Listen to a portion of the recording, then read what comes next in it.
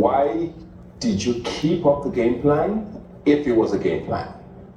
I don't play games, so I don't really understand the game plan. Anyway, that's why you went on national television to have sex? You're a fool. You want to shame me for having sex? Get out. Okay, 35-year-old virgin. Congratulations. Hey! Oh! Hi! Hi! Guys, listen. If Pepper Body was a person, it is definitely Chinne. Because what was all of that display she was displaying at the reunion? Lord have mercy. Guys, Chinne, listen, it was just very obvious that Chinne had been spoiling for that fight. It doesn't matter whoever was available at that point in time. You could tell that, you know, her body was hot. She was already vibrating. She just wanted to fight. She wanted to go off at someone. And it so happened that it was Chinwe at that point in time. Because tell me why. I mean, what even warranted the crash out from her? What even warranted that blowout? Chinwe was talking. She was trying to respond to Ebuka's question. And before we knew it, boom. Chinne just continuously, you know, was just continuing. Guys, English. God. She was repeatedly interrupting. Yeah, she was repeatedly interrupting Chinwe. And it was even really annoying for me as a viewer because I'm like, come on, chill now. Let her answer the question. You will have the floor to speak. But hell no. Typical of Chinne that we saw in the house. Chinne was just being annoying. She was just being annoying. And quite frankly, she was the one that actually started that fight. Or let's call it the altercation. She was the one that actually started it. And guys, it was just insane. It was just crazy. Completely unnecessary. But I'm not going to lie to all of you. I found it quite entertaining. As a matter of fact, see, I was just thanking Ebuka for allowing both of them go off at each other because it was just perfect. It was just perfect, right? Day 5, ushering us into the weekend. So what better way to start the weekend than with some drama and entertainment from the reunion?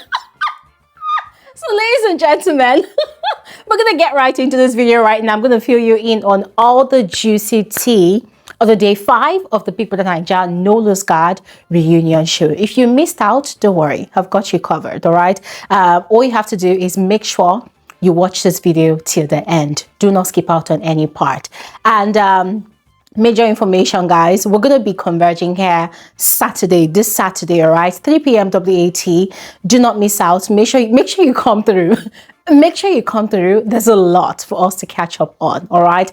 And I look forward to seeing every single one of you. And yeah, finally, before we get right into the video, hi, you're especially welcome to my channel. My name is Gloria Elijah. This is Frankly Speaking with Gloria Elijah, and I am the girl with the tea. Without further ado, let's just get right into the rest of the video. So the day 5 of the reunion show started on a very shocking note, in my personal opinion. And this is because of the rift in the friendship between Suj and Tofa. Guys, I was genuinely shocked. I was genuinely shocked. I did not see it coming. I thought these two guys had a beautiful friendship. I thought they were good for each other. I thought they really complemented each other. You know, when you see two sweet young guys, you know, just thriving in their friendships, you know, and you just like them the way they are. Aesthetically, they were pleasing. Mentally, they matched each other's energy. The only difference was that one person had more physical strength than the other, right? I mean, whilst they were in the house, I don't know about outside now, but I was quite shocked that their friendship had broken apart, right? Which is quite interesting about this No Lose Guard season and the reunion. Ladies and gentlemen, I don't know if I'm the only one that has noticed that almost all the pairs have had one issue or the other. Even relatives, even relatives. At this point, it seems like the only people that are still thriving, that are still strong, are the Bbnaija twins, Wani and Andy, another set of twins, and the couple, Kelly and Kassia. If there's any other pair that are still waxing strong, somebody please let me know in the comment section, because these ones I mentioned, I think they are the only ones that I can close my eyes and tell you confidently that, nah, they don't have any issues at this moment, at least, that we're sure will not be addressed at the reunion, because there's none whatsoever, you know. And it's just quite sad and unfortunate that a show, a show, and of course the toxicity from the fans, you know, can actually divide people who have known each other for many years. Guys, it is shocking. It is really shocking. The one that is really gagging me still is the broken friendship, or should I say relationship, between Nne and her aunt, Chinwe. It is just very shocking, yeah? But anyways, I digress. Going back to Suge and Tofa's friendship, they are no longer friends. They don't communicate anymore. According to Tofa, he feels like communication is the problem. And then he cited a number of things as well, that when he launched his jersey, he felt like Suge did not give him the amount of support that he needed. And then he said he had invited Suge for his birthday, and Suge had arrived after everything was done. And then he had a club appearance.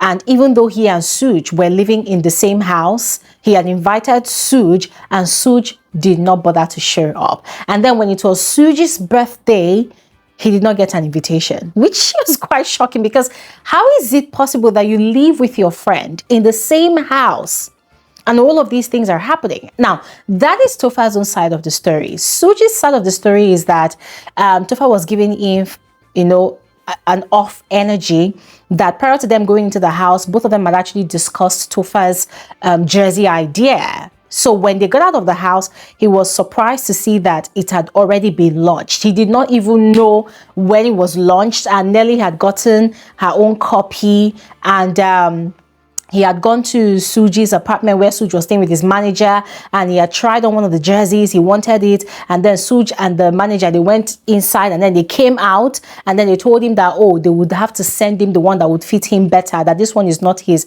actual fit. Meanwhile, Suge said he liked that particular one, so it was kind of weird to him, and he said up until now, Tofa never sent him another jersey. And so he also mentioned that the energy from Tofa was just very off. Now, Tofa said that both of them were never friends. They were only colleagues in the office, that it was the house that brought them closer to each other. Which kind of makes sense, because, ladies and gentlemen, yeah, I think it kind of makes sense now. Kind of makes sense, because listening to both sides of the story at the reunion, it just felt like these things were actually petty things that could have been better handled, just like Ebuka said, you know, if they were actually real friends, if they were actually genuine friends that really knew each other's personalities, that understood each other in and out, there's no way that a jersey could have caused a problem to the extent of one person not showing up until late to the other person's birthday, and then vice versa, you know, like they were just playing tit for tat, and it just did not make sense. Now, Suge had mentioned that when he came out of the house, his family had actually warned him about Tofa. They had told him that he should be careful about Tofa, that the energy that he puts into things, Tofa is not putting in the same energy. And then Tofa said, oh, that makes sense why Suji's energy, you know, was off with him. Guys, listen,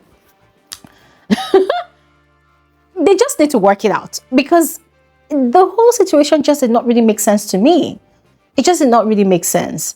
But I would love to hear your thoughts, so just go ahead and share the comment section below. Now, Ebuka wanted to know how Victoria felt, considering the fact that Sean had a lot to say about her inside the house. Victoria had admitted that she had seen a lot of videos where Sean had, said that she was not pulling her weight in their pair. I said a lot of things that actually made her feel bad. But then Sean had called her for them to have a sit-down conversation. She had obliged and she had listened to his own side, and they have settled their differences, and now they are good.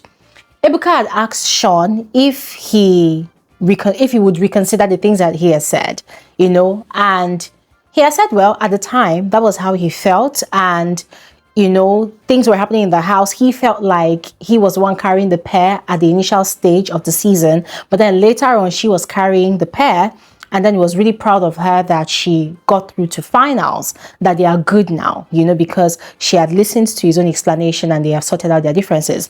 Now, on the rumor and speculation that those two were actually exes, or they had a sexual relationship in Dubai prior to joining, the show, they had said that there was no intimacy between them. There was no sexual relationship between them whatsoever, that they were just friends. That's what they said.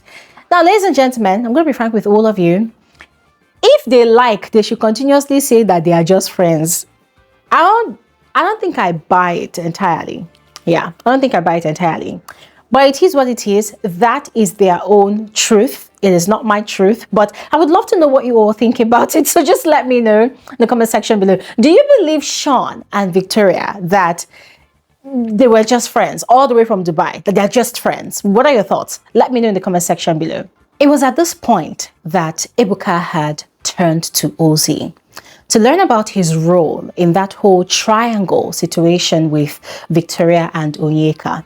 Ebuka had asked him why he had continued on with the game plan, knowing fully well that it was a triangle situation that was ongoing. And Ozee has said, I don't play games, that he wasn't aware of any game plan or any gameplay, and so he wasn't playing games, that he had a one-on-one personal relationship with both Onyeka and Victoria that was built on mutual respect and understanding. That's what Ozee said. And ladies and gentlemen, you know that thing that Ozee likes doing in the, used to do, let me say used to do because the show is over now. You know that thing that Ozee used to do in the house, where on Sundays, Ebuka would ask him a question, which was quite sparse because there wasn't a lot of questions thrown his way with his brother. Those two, they were just like the godfathers in that season, yeah. But when it was time for Ozee to respond to questions, so even during their media rounds, and the guy would beat about the bush, he would beat around the bush, go around in circles, he would deflect, deviate. At the end of the day, it would say a lot of things without saying anything in respect to the question that was asked. That was exactly what Ozee did. Ozee did not give proper clarity to that situation. And once again, Ebuka disappointed me, because what Ebuka did was he now started asking housemates to share what they thought or what they perceived, their perception of Ozee in that triangle situation. And it was quite annoying because I was actually expecting Ebuka to play clips, to ask questions like, dude, you claim that you were not aware of a gameplay, but there were a number of occasions where you will go to Victoria and then you go to Onyeka, go and kiss Onyeka. And I'm glad that Victoria actually pointed out that scenario, ladies and gentlemen, because it was needed. And it was just very disappointing that Ebuka did not play a clip, or let's say production did not play a clip, and Ebuka did not really probe Ozee with receipts, with facts. It was quite frustrating and very, very disappointing that Ebuka was using the housemates to say things that he should have actually outrightly asked Ozee, so that Ozee would take accountability. Because that was a young man that came into the house, declared that he had a partner on the outside, he respects his partner so much, and he got into the house and then he was acting like he wasn't doing anything, but this dude was literally the engine of that triangle. Yeah? He was the engine, he was the one that kept it running, If Victoria stays her own, he will go to her. If Onyeka chases him, he will act like Onyeka is chasing him too much. If Onyeka stops chasing, he will chase Onyeka. Oga, did not want to water down the embers of that triangle. He kept on fanning the embers. Ozee was on full-blown, work. Morning, afternoon, night. Ozee will carry and fan. Ozee is blowing breeze to the embers of that triangle. This triangle must not quench. It must not quench. It must continue. It must continue. And it continued till even the last Saturday night party of the season.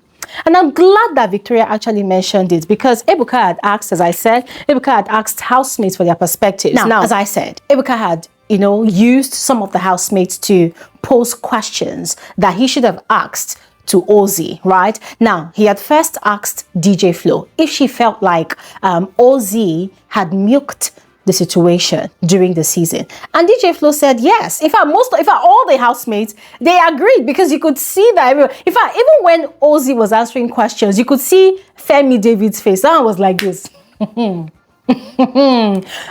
you knew that Ozee was just capping. The guy was just capping. He wasn't really saying anything. It was just, his mouth was moving, but it wasn't really saying anything. Yeah. So DJ Flo said yes. Nelly also agreed. Now, Ebuka asked her to cite examples, and she said, on the outside, it's like he was enabling the conversation to continue. It's more like whenever there is this beef with fans that comes up about Onyeka and Victoria, just one tweet from Ozee could have quenched everything, but Ozee will be quiet about it. So obviously, he was okay with the narrative. Ebuka had asked Onyeka as well. Onyeka said yes, that she felt like Ozee was okay with the narrative. In fact, when Onyeka responded, I was laughing, because I'm like, Madam, were you not the one that even started the narrative?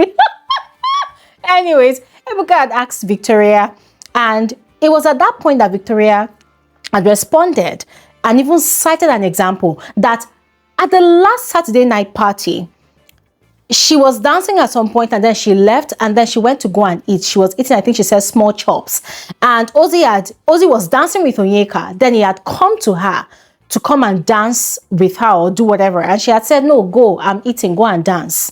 And then Ozee was now twisting the whole thing. Like, oh, why are you acting like this? That. Like, he now made the whole conversation about Onyeka. So Victoria said she was quite surprised, because she was like, I don't understand. Why are you twisting the whole thing?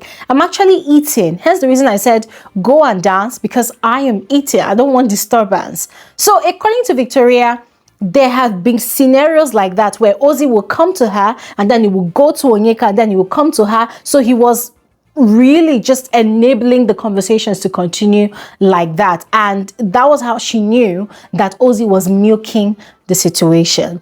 And you see, ladies and gentlemen, it was at that point that I really expected Ebuka again to really probe Ozee, especially, the different situations where he kissed Onyeka, or whether he and Onyeka kissed. And, it's still a debate today where, I think for over a week, Ozee and his brother, they were dragging the matter in the house, that the kiss did not happen. It is a matter of perspective. Did you see from this angle or that angle? Like, they were literally gaslighting the entire viewing audience.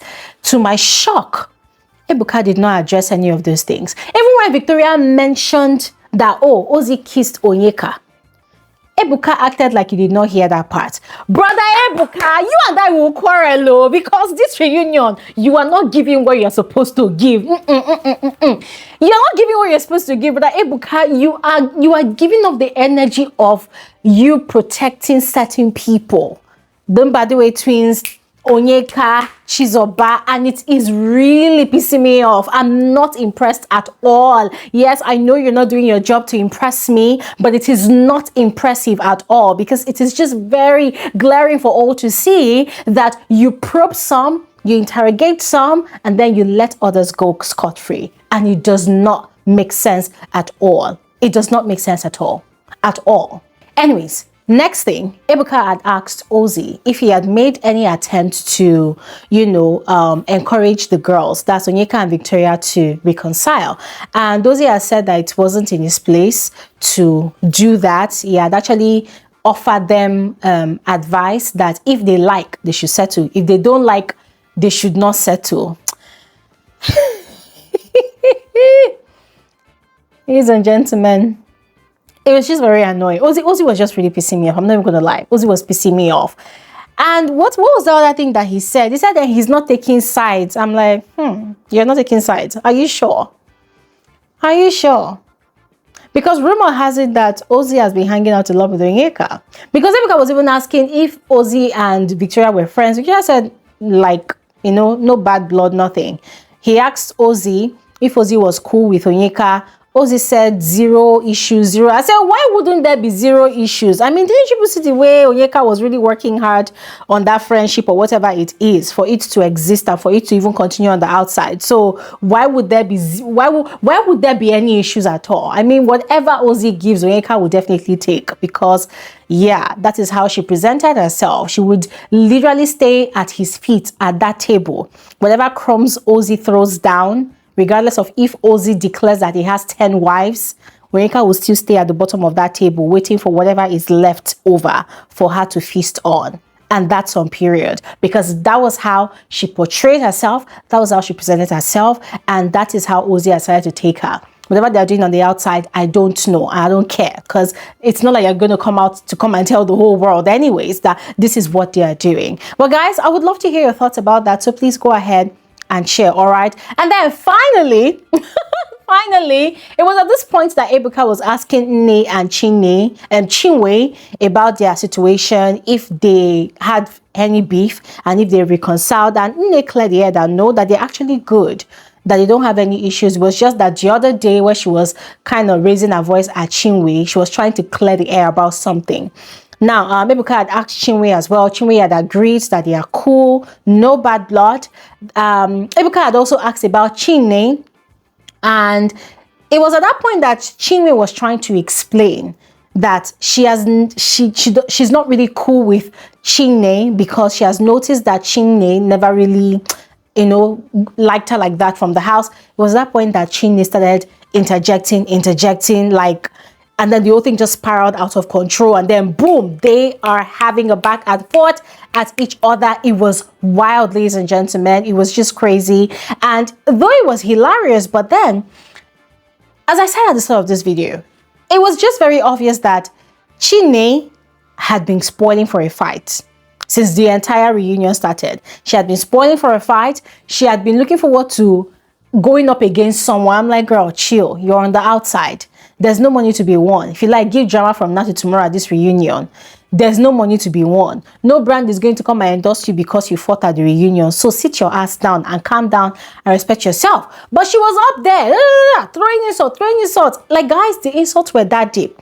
To the point that she started shaming Chinwe for, you know, smashing Zion in the house. She was like, look at you. And that's why you went on live TV to go and have sex. And Chinwe was like, sorry, you 35-year-old virgin. You want to shame me for smashing my guy on TV? Like, how is that your headache? Guys, it was crazy. These two were just going at each other to the point that Chinne now threatened Chinwe that she was going to, is it choke her neck or something? I say, has it gotten to that point? And Chinwe too was throwing the challenge, like, girl, before you even move an inch, all your teeth will be on the floor. I say, okay, let us have it. Let us have it. But it was just so funny, and as I said, quite entertaining, the whole drama and everything. But I was glad that they did not throw punches, because that would have been crazy. But anyways, ladies and gentlemen, that is all for the day 5 of the reunion show. I would love to hear your thoughts in the comment section below, so just go ahead and share, and I'll see you guys during our YouTube live stream. Thanks for watching and enjoy your day. Bye.